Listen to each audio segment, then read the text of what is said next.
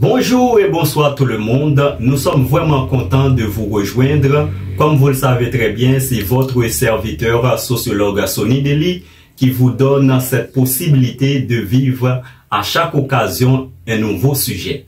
Aujourd'hui, nous allons vous parler de comment les Américains ont détruit notre agriculture.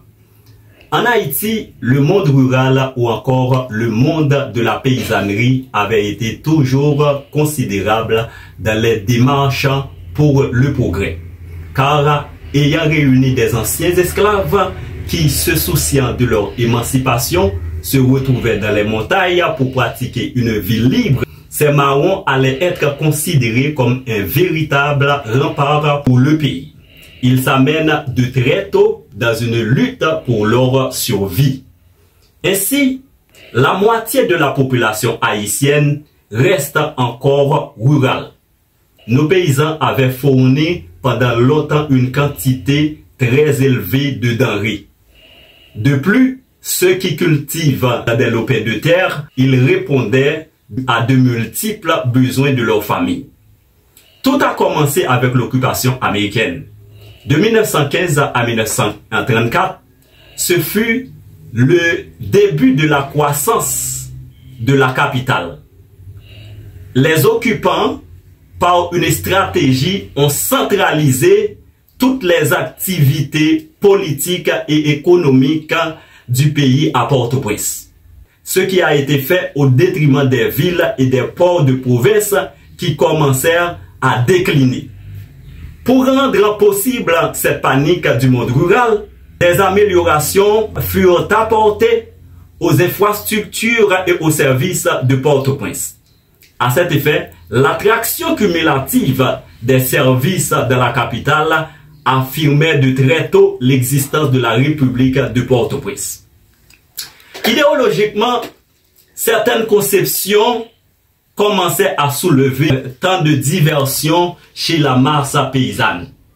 Un préjugé défavorable a été enregistré à l'encontre même du monde rural. Par exemple, tous ceux qui étaient urbains étaient considérés comme supérieurs au monde rural. Les campagnes furent vidées de leurs réservoirs de main-d'œuvre paysan au profit des plantations sucrières de Cuba et de la République dominicaine. Si vous vous souvenez très bien ce qui s'était passé en 1937, il y avait eu à Saint-Domingue le massacre de Persil qui rendait possible l'élimination de beaucoup d'Haïtiens.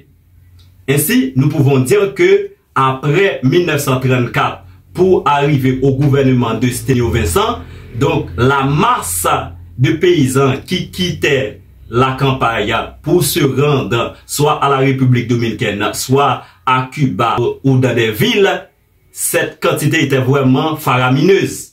C'est-à-dire, l'évolution de cette situation commençait à avancer de mal en pire. Ainsi, à partir de 1950, la centralisation et les migrations s'intensifiaient considérablement et désorganisant le milieu urbain, avec la prolifération des bidonvilles.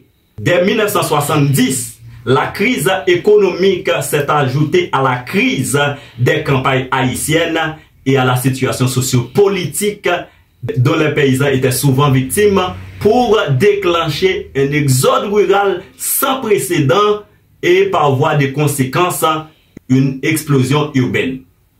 Avec la prolifération des industries de sous-traitance qui ont attiré de plus en plus une main-d'œuvre, les paysans ont tout abandonné pour s'installer dans la capitale. La ville qui avait déjà un demi-million d'habitants en 1971 passa à 1 million en 1982, puis à 2 millions au début du 21e siècle.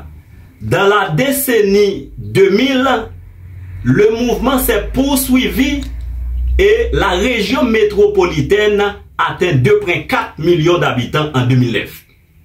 Face à la délicatesse du monde rural, aujourd'hui, tous les ONG trouvent un bouc émissaire pour accuser notre production. Les États-Unis ont saisi la balle au bond. Récemment, le département américain de l'agriculture a annoncé l'envoi de 500 tonnes métriques d'arachide rôti et empaqueté pour 140 000 élèves dans les cantines scolaires par l'intermédiaire de l'ONG Feed the Future. Sauf que cette mesure a toutes les allures d'un cadeau de grec, parce que le don est d'abord une façon de se débarrasser de surplus américain. En 1994, quand Bill Clinton a ramené le président Jean-Bertrand Aristide au pouvoir, il avait conclu un accord pour inonder le marché haïtien de riz américain.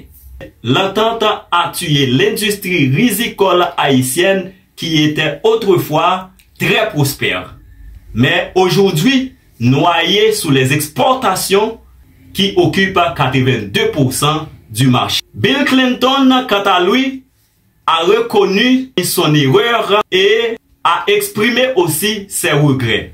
C'est ce qui a été arrivé au début de 1980 quand Washington a forcé Haïti à abattre tous ces cheptels de cochons noirs pour empêcher une hypothétique épidémie de fièvre porcine africaine qui aurait pu atteindre les élevages américains.